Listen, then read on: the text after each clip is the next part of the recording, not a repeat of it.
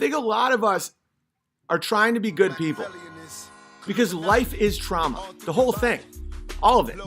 It's abuse, it's trauma. Just walking outside, the sun is trying to kill you. Potassium, all of it. Fluoride, it's just everything about life is coming at you, right? But yet, we don't want to be victims. But there's two roads, and this is why Christianity kind of saved me.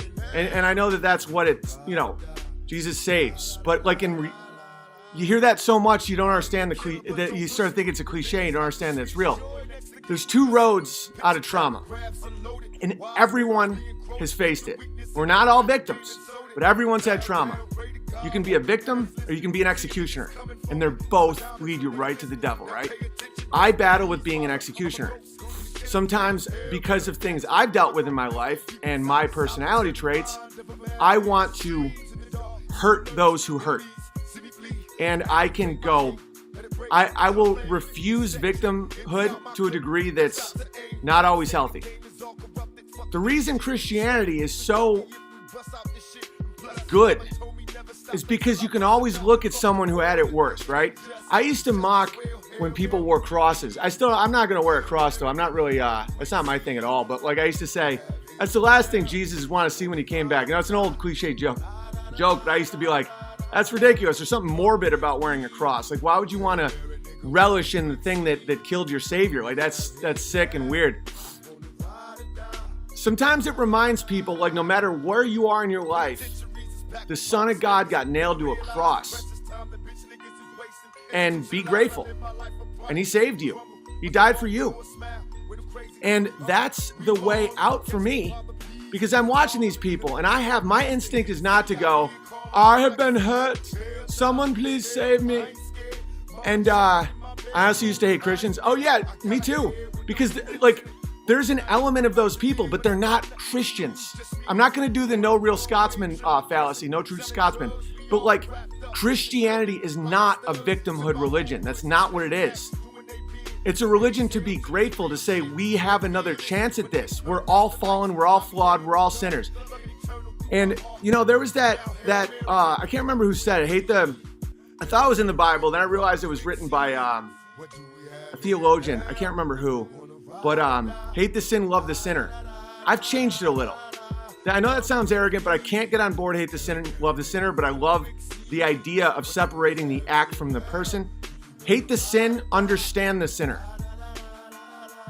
Like when you're talking about some vicious, vile sins, I can't love the sinner for that. And if that's my fault, if that's my flaw, then so be it. I'm not going to bear false witness to that. It's hate the sin, understand the sinner. Because then when you understand, you can actually grow out of it and survive. And my family is diverged on this. My father is the victim and my mother's the executioner. And I mean this, my mother's warm, my dad's warm. This is not an attack on either one of them at all. This is a cultural thing that I'm trying to describe. So don't say that, I don't want to be disrespectful, but like, I'll tell you one story. Jew, and he really, really, really took on that culture. And the Jewish culture is based in victimhood. It always has been. Most of their holidays are based on remembering trauma. Like, oh, today we celebrate when we were bombed again or someone enslaved us. Let's just keep talking about horror, right? And the German side, my mom's side, is the opposite. It's like, you don't do that. It's like, okay, I'll tell you a perfect example. About a year ago, my dad, it turned out he had a benign tumor in his prostate.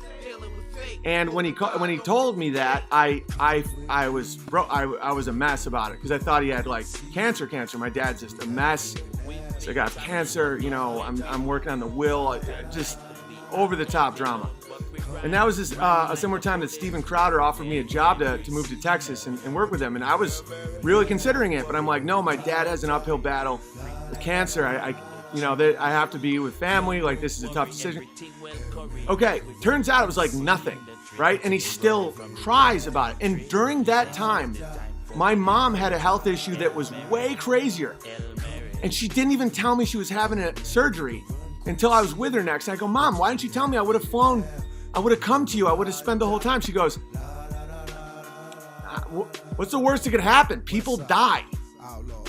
And we laughed because that just beautiful Germanic humor of just like, yeah, people die. There's cold, there's warm. You go to sleep, you wake up, you work. And meanwhile, my dad's just in the bathtub just sobbing. If this is your first night at Fight Club, you have to fight. We were like, oh. Gentlemen, I'll get high tonight. welcome to Fight Club. Talking Fight Club. We all go ride tonight. Welcome to Fight Club. Talking Fight Club. Better than the stress of saying less about less.